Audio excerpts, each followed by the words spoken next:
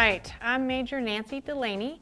I'm an aviation psychologist here at the Air Force Safety Center. So the main part of my job is human factors, looking at the human factors that are connected to mishaps. So other experts figure out what happened, and my role is to figure out the why. So why did this highly trained person make this decision at this time? So we also have the Aviation Psychology Fellowship here, and we train at least one psychologist a year there, so I'm the fellowship director as well. But I work here with actually every division in the Safety Center. I'm Master Sergeant Sarah Lenker. I work for the SCDG division here at the Safety Center. I work in the Reports Analysis and Investigation branch, where I primarily give SIB support for on-duty Class A's and Class B's.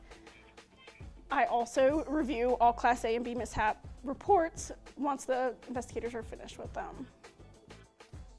Yes, so thank you for coming and talking today about all things safety, investigations, human factors, and the mental health thread. So we were talking about this a little earlier, and you had some really cool thoughts.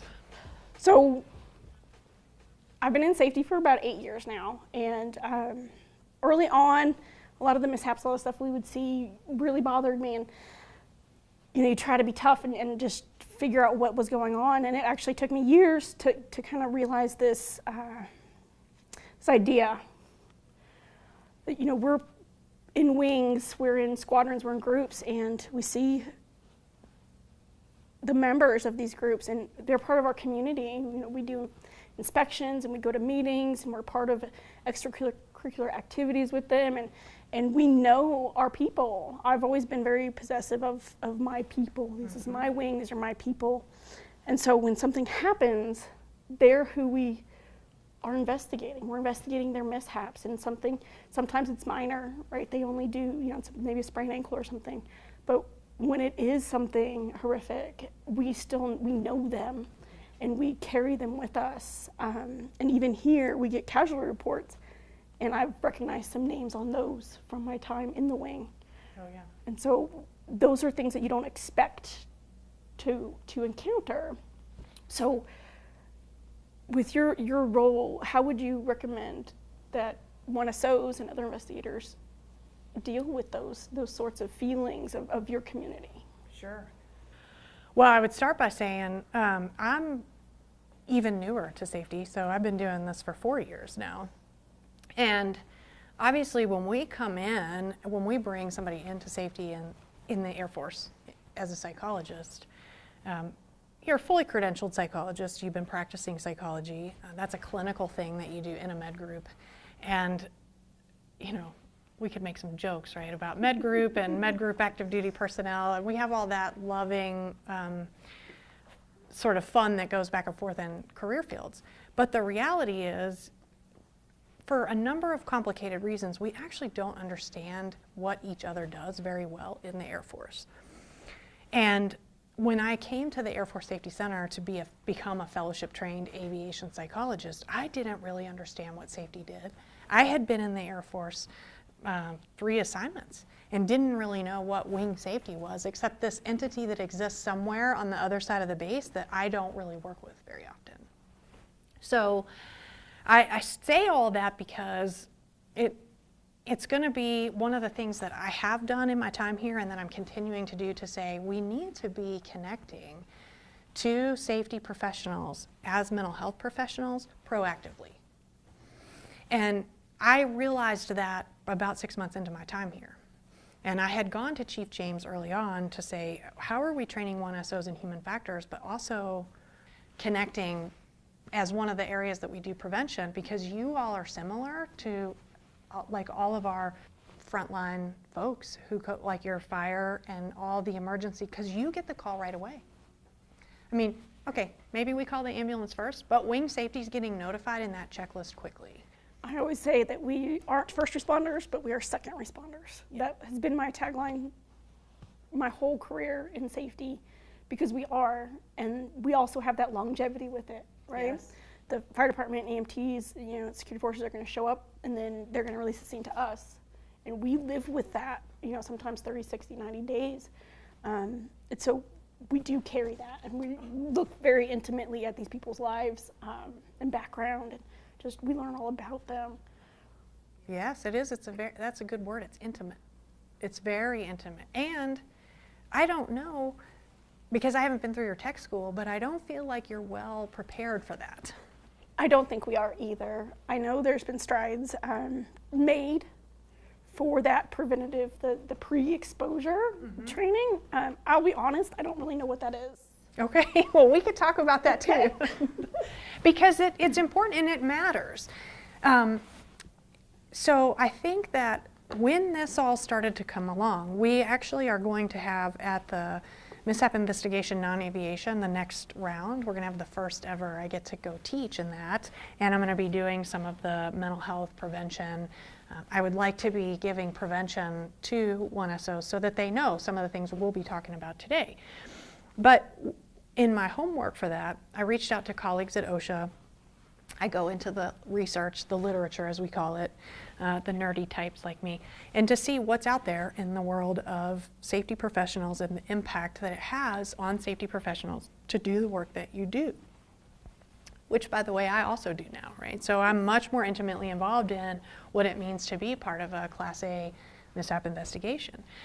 So interestingly enough, OSHA actually, my counterparts at OSHA actually wrote me back, and I'm going to summarize the email, not get it exactly, but essentially what they said was, this isn't a problem. And I was so struck by that at first you have to kind of take a deep breath and go, what do you mean this is not a problem? This is a huge problem. And then I realized it's actually exactly what you said. The OSHA people, they're not second responders.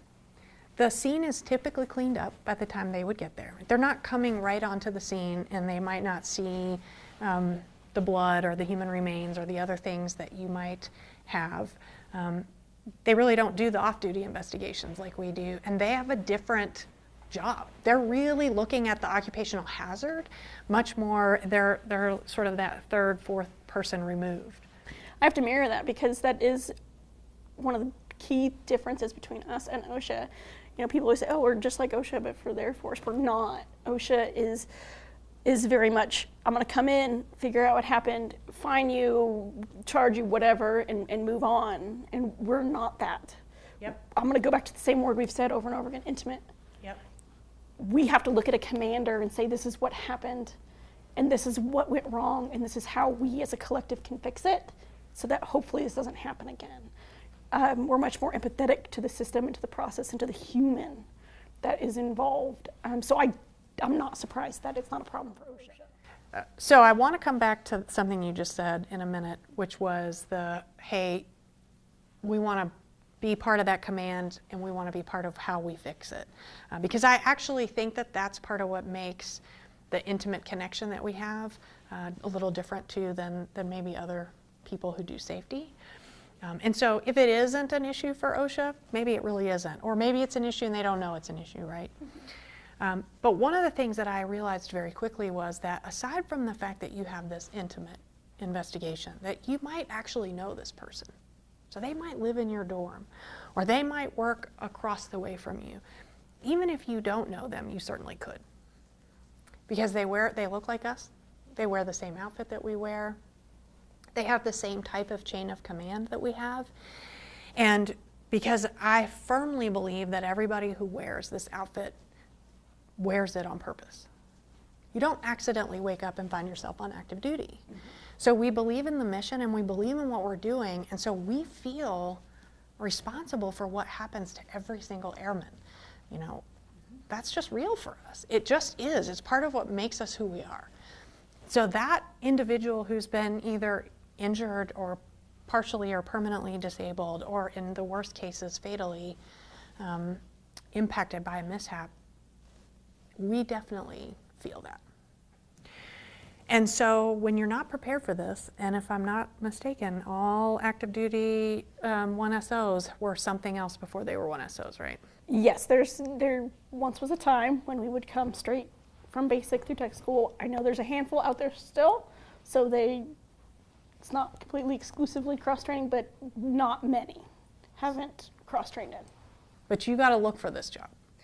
Yes. Yeah. So people come into it with a past, an Air Force past where they had another job that they know, and then they come into this.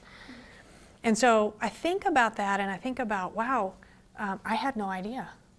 So for all of my career leading up to my time here at the Safety Center where I came to be fellowship trained, I had no idea what was happening. And then I'm looking at all this and I'm thinking, I mean, my very first sort of experience with occupational safety was the MOF process. Yes. Where we're reviewing all those, and I was really struck by, even in that, there's some pretty graphic images. So even at your job, at your level, if you're not the one doing the investigation, there's a lot of things to look at.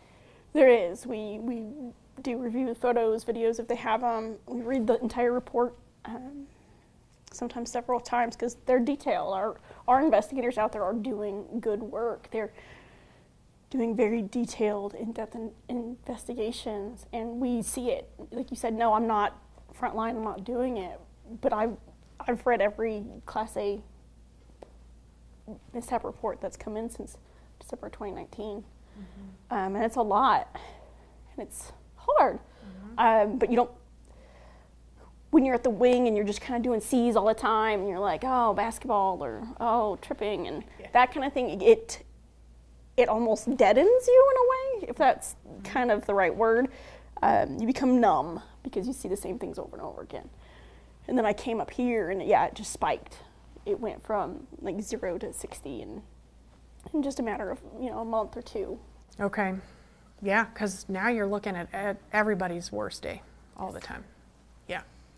Yeah, and I think that we talk about, I think you used the word earlier, pre-exposure. Yes. So we talk about how do we think about, okay, now I am the person at the wing. I am the one that's doing this, and a lot of people who do safety are pretty passionate about it. I can tell you, I love it. It's hard, but I love it. Because I think you feel like in some way, maybe I can impact this and keep this same tragedy from happening to somebody else. So if I'm going to do that, I have to be able to not get salty.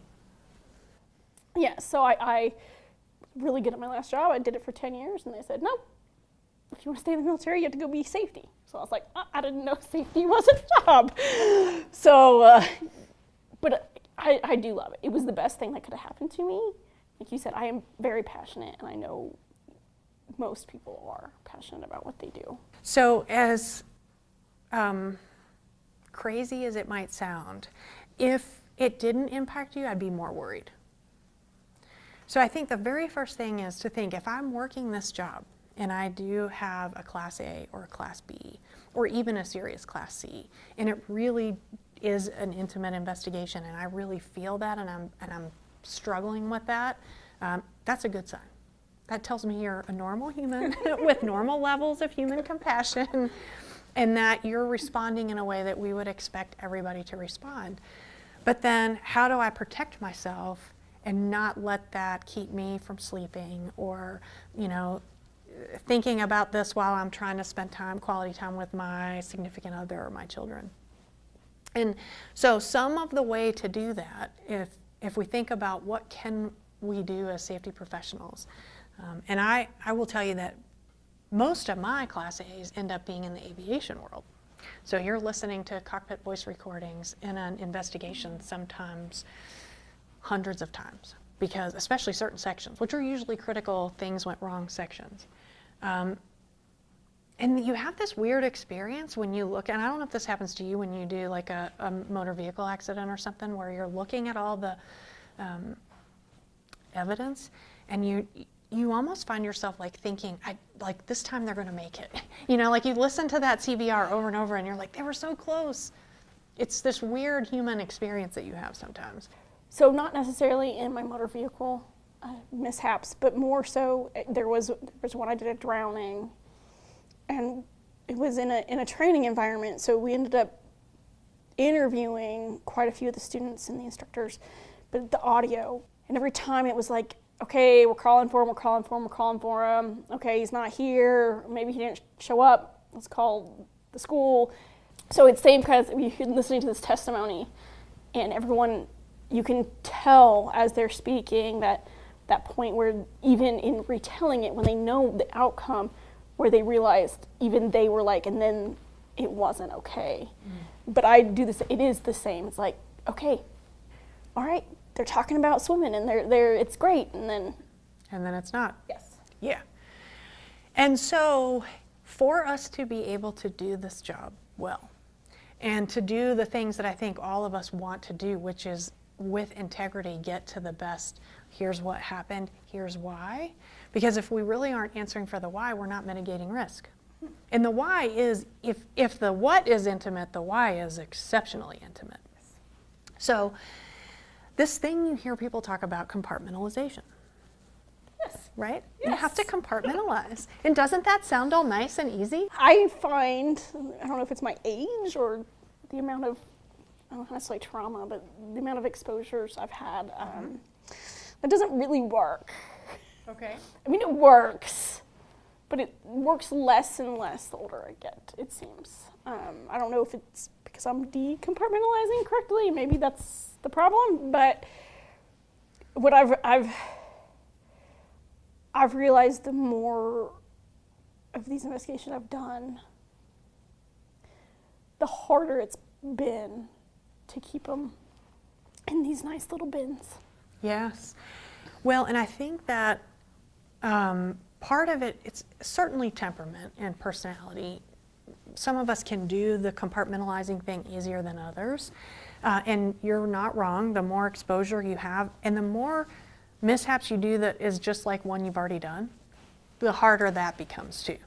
So when you've seen this mishap before, part of what happens is it's harder to compartmentalize it because in part you're frustrated. Like, hey, we obviously didn't mitigate this risk because it happened again. So that's normal. But there are ways to be intentional about compartmentalizing. So one of the things that we would tell people and that I would say to the safety community is you do have to get intimate, but let's find a new word. So while intimate is honest, what word could be like intimate but less personal? I think you've used it already today. Sure. Like detailed? Detailed is good. Precise, that kind of thing. Because intimate has a connotation. Personal. Exactly. So you actually have to go intentionally into the investigation and say, I'm not going to let this be personal. Now, that doesn't mean you turn off your pulse. You know, I still have a pulse. I'm still human. But you don't look at the personal items as much. So you might split it up. You might have one of your colleagues in the office, I want you to categorize all the personal stuff while I go through the details on this, what happened. Because I'm going to do detail, I'm not going to do intimate. So one thing, and you can tell me that if this is unhealthy, because I kind of had someone kind of give me a look when I told them this. After my first one, I knew their names, but I wouldn't call them that. We'd be in the SIP room and we'd be talking, and I'd say, you know, the mishap driver or the mishap passenger. Yep. Because of that. Mm-hmm. Like, I know their names, but after the first one, we were all, the whole SIB probably made that mistake of being too intimate. But that's okay, because you learn from it. It's painful, and it doesn't mean that we don't have that space, that we want to do justice. But I'm going to tell you, I mean, we're also both mothers. Yes. And so, and I'm old enough that my son is on active duty. And so there are things about this that can become very personal for us. So we have to be aware of that. There's no part of us that can say you're not going to have the thought that you know the phone call that this person's mother and father got, or sister and brother, or who, you know that. Mm-hmm. But it's for them that I want the report to have the details that they need to understand what happened to their loved one, because that's important closure for them too. It is.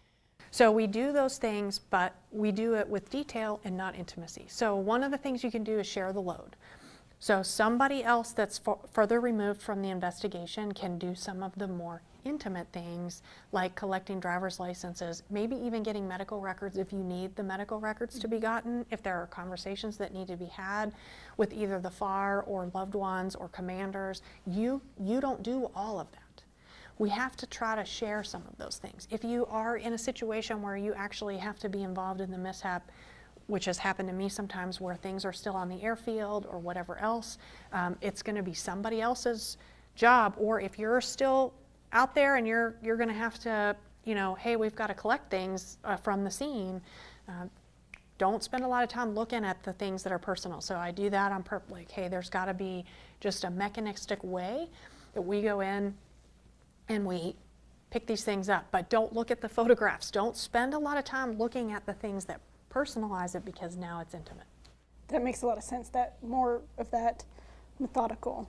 Okay, I'm creating a list of what evidence we have or whatever this is. I'm exactly still detailed, get everything, but just more perfunctory. Is that the right word? Perfunctory, just kind of point by point. What do we have? And that makes a lot of sense. Yes. So we got to do that, and then when we can, you have to think about other things. So if we had a mishap that came in that was very similar in age and job to what my son does, I would try not to do that investigation. Sometimes you don't have that luxury. Sometimes you don't have the manpower to split it up. But if it's too close to home and it's too personal for me, then I'm going to go to my colleagues and say, is there any way that I can trade you? Because I know I was next up on the rotation, but I'd sure like to not do this for this reason. That makes sense. So, and I will say that is something, one, I hope everyone can advocate for themselves that way, and I hope that their work environment is open for that. Yes. Because I did have that benefit up here. I had done 3, I was right after my 3rd, and we had another fatality, and we weren't sure yet if it was going to be on or off duty, and I went to my boss, and I said, I was very frank, because like, I can't do another one. And that's not forever. Like, I could, if something happened now, I could go sure. now and do it, but at that moment, I had done, I think, 3 in like 6 months, and I just can't do another one. And luckily, it ended up not being on duty, but I'm always kind of waiting for that. Yeah, right? But I mean, think about, we do a lot here.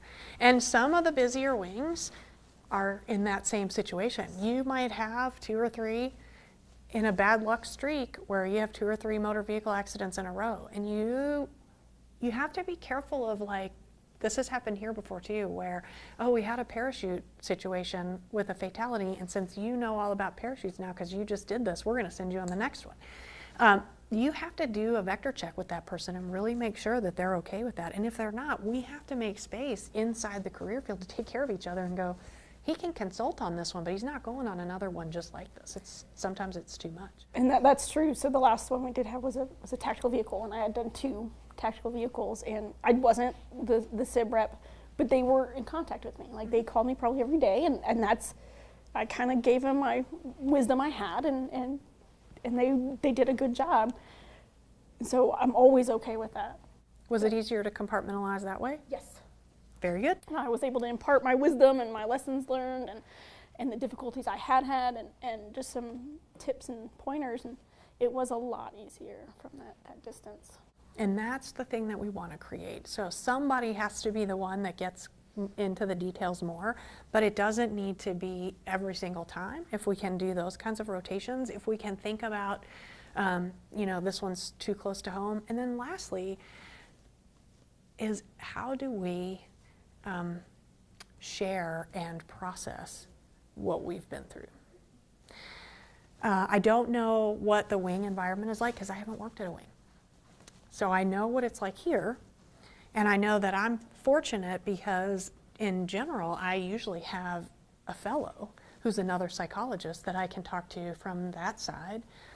I have you, I have Chief, I have, the physiologist here. We have our, whoever the other rep is. But if you think about how humans work, if you're really excited about something, what do you typically do? I tell everyone. Exactly. I tell everyone. We tell everybody, Like, a lot of times I use the example of, like, if you love to go fishing, and you're out fishing and you catch a shark. It's pretty exciting.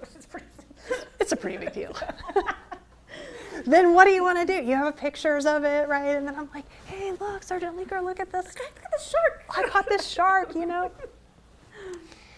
But we don't find a way to talk sometimes about the harder stuff.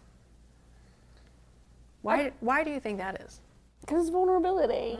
It's a weakness. And that is something that I've always tried, not always, not always, but in the last few years, have tried to be open about it. When I first started going to mental health, a few years ago, I had a tech sergeant ask me, and he asked me, he's like, aren't you afraid it's going to impact your career? And I said, I don't think it is, but I was in a really bad place. You know, I wasn't suicidal, but I was having nightmares, and I was hitting my husband in my sleep, and that wasn't a livable situation for anybody. Well, and wasn't it affecting your career anyway then? Yes, exactly. And that's where I said, if I don't get treatment, I'm not going to be able to live like this. Like, again, I wasn't suicidal at that point, but I could see how if I kept down that same path without any treatment, in 5-10 years, I might be suicidal. I could see how people could get to that point, and I wasn't willing to do it.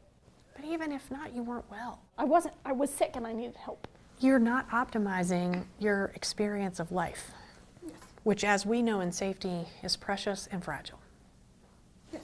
So we have to be willing to take care of ourselves and each other. And mental health is certainly an option.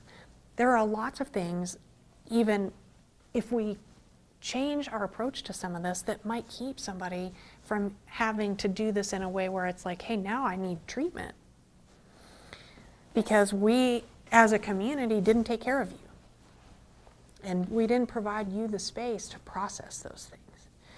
Partly because it's a weakness, but partly because it's just not as much fun to talk about the hard stuff. Or because maybe we think, well, I don't want to burden this person. Or maybe they're not having a hard time with it and I am, so I don't want to put that on this other person. So what would you advise someone to do who is struggling? Well, the first thing I would say is we obviously would love to keep it from ever getting to that point in the first place. Sure. So if we did the compartmentalization, if we are with intention being detailed rather than intimate, if we're doing the things where we share the loads, and if you're in a position at a wing where you're in a supervisory role, to be thoughtful about who you're assigning what to. All those kinds of things to start with. And then if you start to notice, I'm not sleeping as well, or maybe I'm having to take a sleep aid now, or I'm using alcohol to help me fall asleep, because those are all the types of things that might be signs that something is internalized and is festering. So there are helping agencies out there that up to and including mental health, of course. So I'll do mental health last because I think that's its own topic, because you're right that people are scared of it. But of course you have chaplains, and sometimes people don't realize you can go talk to a chaplain. It's totally and completely confidential, and you don't even have to be religious yourself. So you can use their pastoral care and it not be of a religious origin. We have military and family life counselors on every Air Force installation. They are contracted. It's usually at the Airmen and Family Readiness Center. You can talk to them, and they don't document. So there's no documentation for any of that, and they're all licensed mental health providers themselves. So you can see them, and if they think that it's, hey, obviously if there was like, it's become a risk of harm to self or others, or they were concerned about an alcohol problem, they're going to refer you. But there's Military One Source as well that's off base. You can get up to 10, actually might be 12 sessions now covered through Military One Source that's not mental health. But if you're at an overseas location or something like that, you wouldn't have that, but you should have definitely MFLACs overseas still. And then obviously, if you were ever in a crisis, you have the crisis hotline, the suicide hotline, those things are available, but we want to catch people way before that. So mental health is a phenomenal resource. And if everybody who went to mental health lost their Air Force career, I think we would be out of a job in mental health. So I always say, I was what's called a direct accession, so I had practiced as a psychologist as a civilian, and then joined the Air Force on purpose as a fully qualified direct accession. And I was not prepared for the fact that people think we're contagious, Yeah, people have to ask you what you do for a living, and even if you do wear a specialty badge, which I don't on this uniform, but I used to on my ABUs, and I think you have to be a magician to know what those things stand for in the first place. So people will ask you, right, what do you do? And it's always that moment for me of, do I tell them that I'm a psychologist? So, you say, well, I'm a psychologist. And then I call it the 3 steps back and turn around, because usually people are like, oh, it's nice to meet you. And then they, they leave. So it's pretty funny. I've gone and given talks at different places and people go, shh, stop talking, the psychologist is here. Like, what in the world is going on? So, I say what I would say to them. If it is to the place where you are not sleeping, you are having nightmares, and this has very much impacted the quality of your life, can I promise you that if you have a mental health record in the Air Force on active duty, that you're not going to have to answer for that in a, hey, security clearance, or I want to cross-train? Yeah, sometimes they do come ask you to get medically cleared. But I got news for you. You're not in any shape to do those things anyway if you're not sleeping and you're having nightmares and all these things. And the crazy thing about what happens to the human when you ignore this is that it doesn't get better. If you could ignore it, I would say do that, and see how that works out. You end up with nightmares hitting your husband in your sleep. That's what happens when you ignore it. We don't want that. We do not want that. Those old cartoons, I don't know, I'm old, so maybe they don't have these, but they used to have these like cartoons where you'd have the character and he'd be like holding the door closed with his back, and he's like this, and the door is bulging out, and then somehow either he moves or he can't hold it and all the stuff comes tumbling out. That's like the human who's trying to ignore it. Eventually, it's going to come tumbling out.